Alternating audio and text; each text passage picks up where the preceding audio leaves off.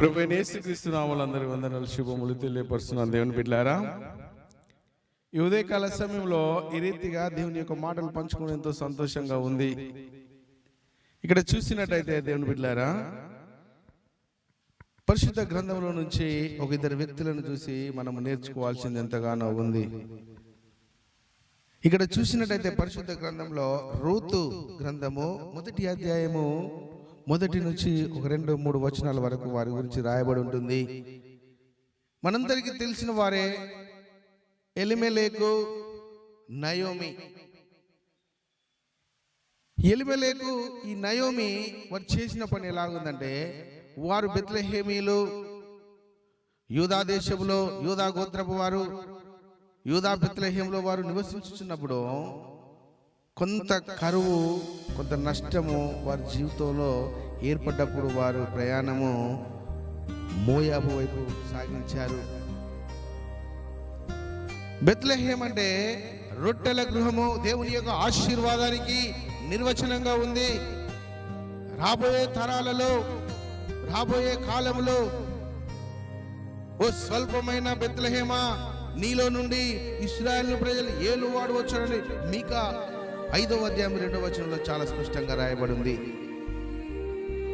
యెషయా గ్రంథంలో ముందే ప్రవచించబడినది 700 సంవత్సరాల క్రితమే రాబోతున్నాడని. అయితే మరి దేవుడు రేపు ఆ దేశంలో పుట్టబోతున్న విషయం వీరికి తెలిసిందే, ప్రవచనాలు విన్నారు. మరి ఆశీర్వాదకరంగా ఉన్న బెత్లెహేములో నుండి కొంత నష్టము, కొంత కరువు రాగానే దేవుని బిడ్డలారా, వారు మోయాబు దేశానికి ప్రయాణమయ్యారు. మోయాబు దేశం అంటే శాపగ్రస్తమైనది. మోయాబు దేశం అంటే అక్రమ సంతానము. మోయాబు దేశం అంటే అవిధేయతకు సాదృశ్యంగా ఉంది. మోయాబు దేశం అంటే దేవునికి అయిష్టమైనది.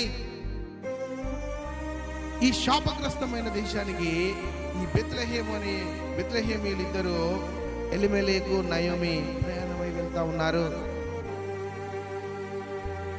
మరి జీవం గల దేవుని యొక్క ప్రదేశం, ఆశీర్వాదం ఇక్కడ ఉన్నది. కొంత నష్టం వచ్చినప్పుడు మనం ప్రార్థించి మన జీవితాన్ని కట్టుకుందాము, ప్రభు సన్నిధానంలో మొరపెడదామన్న విషయాన్ని వారు మర్చి శాపగ్రస్తమైన దాని వైపు వారు వెళ్తా ఉన్నారు. వింటున్నావా దేవుని బిడ్డారా? ఈరోజు దైవ భక్తిలో ఉన్న నీవు, విశ్వాసిగా ఉన్న నీవు, నీ జీవితంలో కొంత నష్టము, కొంత కష్టము, కొంత కరువు రాగానే నీ ఆలోచన ఎలాగుంది? ప్రభు సన్నిధానంలో మొరపెట్టేవాడిగా ఉన్నావా, లేదా నీ స్వబుద్ధిని ఆధారం చేసుకుని నీ ప్రయాణము నీ ఇష్టానుసారంగా సాగిస్తా ఉన్నావా? ఎలాగుంది? మనల్ని మనం పరీక్షించుకోవాలా. వింటున్నావా దేవుని బిడ్డలారా? ఇక్కడ చక్కగా చూసినట్టయితే మోయాబు దేశము అంటే అది శాపగ్రస్తమైనది. దేవుని బిడ్డ,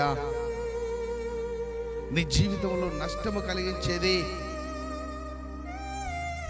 ఇక్కడ చూసినట్టయితే భక్తుడు ఏమంటున్నాడు, నీ జీవితంలో కొంత కరువు రాగానే నువ్వు ఎలాగుండాలంటే, కీర్తనల గ్రంథంలో చక్కగా రాయబడి ఉంది. కీర్తన గ్రంథము 18:6లో, నా శ్రమలో నేను యెహోవాకు మొరపెట్టి తిని, నా దేవునికి ప్రార్థన చేసి తిని. వింటున్నావా? శ్రమ కలగంగానే ఏం చేశాడంట? శ్రమ కలిగినప్పుడు ఆ శ్రమలో యెహోవా దేవునికి నువ్వు మొరపెట్టాలా, ఆయనకు నువ్వు ప్రార్థన చేయాలా. ఈ ప్రార్థన చేసే విషయాన్ని విడిచిపెట్టి, మొరలీడాల్సిన విషయాన్ని వదిలిపెట్టి శాపగ్రస్తమైన మోయాబు దేశానికి వారు వెళ్తా ఉన్నారు. మోయాబు దేశం అంటే శాపగ్రస్తమైనది కదా. అందులో నువ్వు వెళ్తే నిన్ను ఆశీర్వదిస్తాడా? దేవుడు నిన్ను లక్ష్య పెడతాడా? ఎందుకు నీకు ఆలోచన లేదు? నీ పితరులు ప్రయాణమైనప్పుడు, ఐగుప్తు నుంచి విడిపించినప్పుడు, ఇశ్రాయేలు ప్రజలు నడుచుకుంటూ వచ్చినప్పుడు ఈ మోయాబు రాజు ఏం చేశాడు? బాలాకు, బిలామును పిలిపించి శాపగ్రస్తమైన వచనాలు పలకమని కొంత వ్యయం చెల్లించలేదా? పరిశుద్ధ గ్రంథంలో రాయబడి లేదా? అయితే ఆ దేవుడు ఆ వచనాలను, ఆ శాపగ్రస్తాన్ని ఆశీర్వాదంగా మార్చినప్పుడు వీరు ఒక ఆలోచన చేసి ఎప్పుడైతే మోయాబు దేశపు స్త్రీలతో పాపం చేసినప్పుడు ఆ దేవుడే వాళ్ళని శిక్షిస్తాడని శిక్షించినప్పుడు సంఖ్యాకాండం 25లో 24,000 మంది ఒకే సమయంలో చనిపోయారు. దానికి కారణమైన మోయాబీయులు. ఆ మోయాబు దేశానికి వెళ్తున్నావా? దేవుడు నిన్ను లక్ష్య పెడతాడు అనుకుంటున్నావా? శాపగ్రస్తమైన దానికి వెళ్ళినప్పుడు నీ దేవుడి సన్నిధానంలో నువ్వు ఎలా ఆశీర్వదించబడతావు? పరీక్షించుకుంటున్నావా దేవుని బిడ్డ? నీ ఆలోచన విధానం ఎలా ఉంది? ఇక చూడండి, భక్తుడు చాలా చక్కగా రాశాడు. నా శ్రమలో నేను యెహోవాకు మొరపెడుతుని, నా దేవునికి ప్రార్థన చేసేదిని. నీకు శ్రమ కలిగినప్పుడు మొరపెట్టాలి, ప్రార్థించాలి. కానీ నీ స్వబుద్ధిని ఆధారం చేసుకొని, నీ సొంత ఆలోచన, నువ్వు విడిచిపెట్టిన పాపాన్ని శాపాన్ని జ్ఞాపకం చేసుకొని నువ్వు మళ్ళీ అటువైపు ప్రయాణం చేస్తే, ఇంకా 16వ అధ్యాయంలో చూడండి, కీర్తనలు 16:4లో యెహోవాను విడిచి వేరొకరిని అనుసరించు వారికి శ్రమలు విస్తరించును. ఆమేన్, హల్లెలూయా. దేవుని బిడ్డ, నువ్వు నిజ దేవుణ్ణి వదిలిపెట్టి వేరే అనుసరిస్తే, వేరే ఒకరిని అనుసరించితే నీ శ్రమల నుంచి విడిపించబడతాయి అనుకుంటున్నావా? ఇంకా విస్తరించును అని చక్కగా రాయబడింది.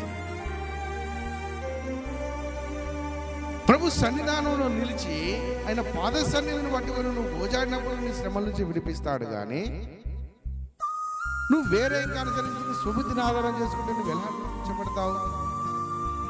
ఆలోచన చేస్తున్నావా? యోచిస్తున్నావా? నీ ఆలోచన ఎలా ఉంది? నీ స్వబుద్ధిని ఆధారం చేసుకొని శాపగ్రస్తం వైపు నీ అడుగులు వేస్తున్నావా? జాగ్రత్త. ఇక్కడ నయోమి సర్వం కోల్పోయింది. మోయాబు దేశానికి వెళ్ళినాక కొన్ని రోజులకు తన భర్తని కోల్పోయింది.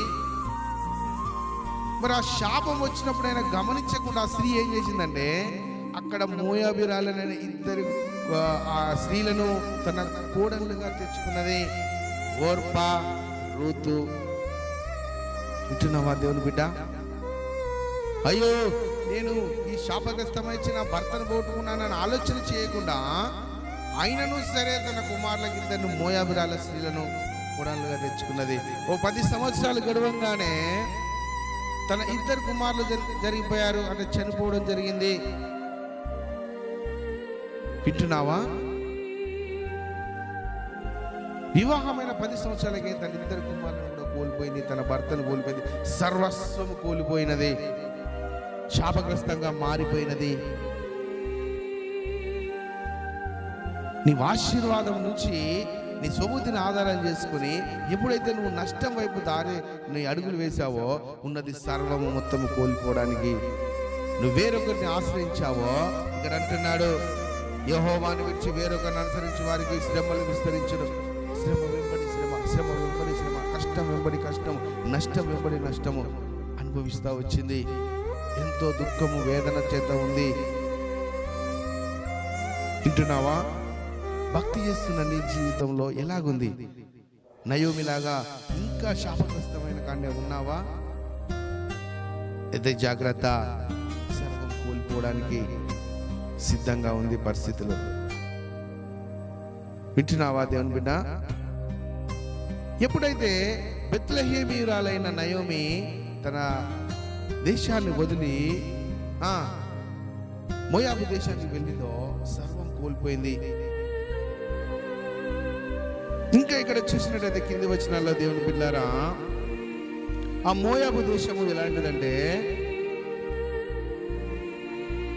తూర్పున మృత సముద్రము, తూర్పున మధ్య భాగంలో ఉంటుంది.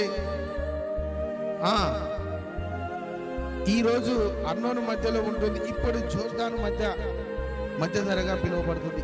ఇప్పుడున్న కాలంలో జోర్దాను నది మనం ఏదైతే అంటున్నామో, అప్పుడు దానికి ముందు మృత సముద్రము తూర్పున అర్నోను నది మధ్యలో ఉన్నది.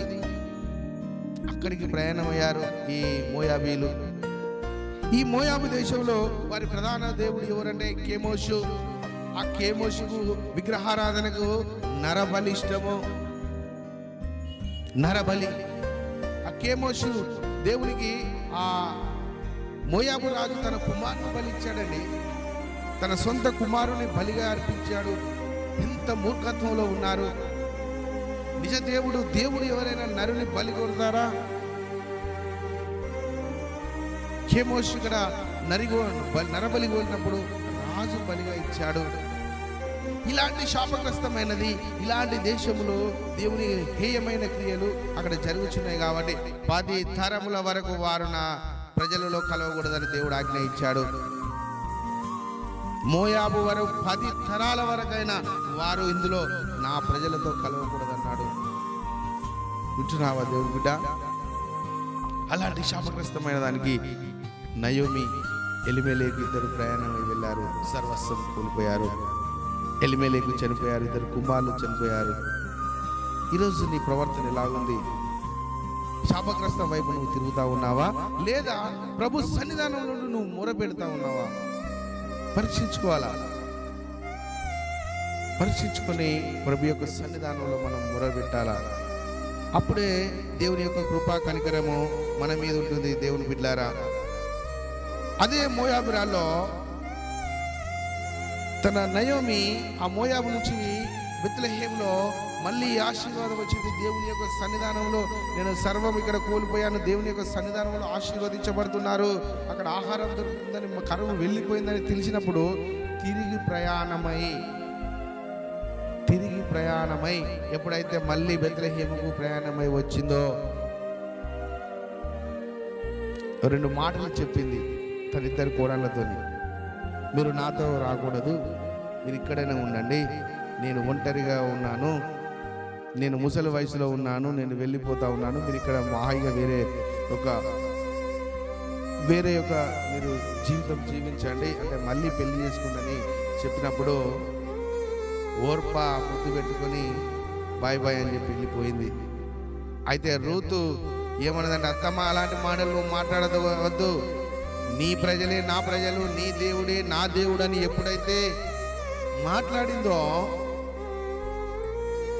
ఒక శాపగ్రస్తంలో ఉన్న మోయాబిరాలు ఈ నిజ దేవుని కొరకు తెలుసుకున్నదో, యెహోవా సత్యదేవుడు అని తెలుసుకున్నదో, నీ ప్రజలే నా ప్రజలు, నీ దేవుడే నా దేవుడు అని ఎప్పుడైతే పలికిందో నయోమితో పాటు బెత్లెహేమునకు వచ్చినది. అంటే శాపగ్రస్తాన్ని తెలుసుకొని వదిలిపెట్టి బెత్లెహేము ఆశీర్వాదంలోకి వచ్చిందో తన జీవితాన్ని దేవుడు మార్చేశాడు. ఎప్పుడైతే నీకు అనుకూలంగా ఉన్నదాన్ని వదిలిపెట్టేసి నా జీవం గల దేవుడు ఎక్కడున్నాడో, అది కరువైన నష్టమైన నేను అక్కడే ఉంటానని సమర్పించుకొని వచ్చిందో దేవుడు తనను ఆశీర్వదించడం మొదలుపెట్టాడు.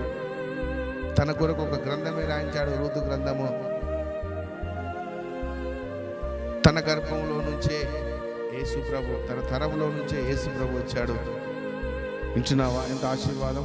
ఎప్పుడైతే ఆశీర్వాదాన్ని వదిలి నువ్వు స్వబుద్ధిని ఆధారం చేసుకొని నష్టం వైపు చూసావో నీకు నష్టం జరిగింది. ఎప్పుడైతే ఆ నష్టమును తెలుసుకొని ఇకనైనా నేను ప్రభు యొక్క సన్నిధానంలో ప్రభు యొక్క మార్గంలో నేను నడుస్తానని నువ్వు ఎప్పుడైతే సరి చేసుకొని మళ్ళీ వచ్చావో నీ జీవితంలో మేలు. ఇక్కడ రూతుకు అదే జరిగింది.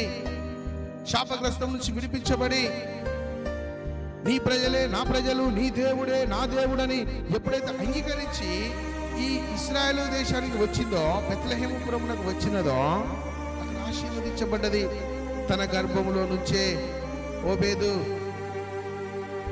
ఆ తర్వాత యెషై, దావీదు, ఆ తర్వాత దావీదు కుమారుడా.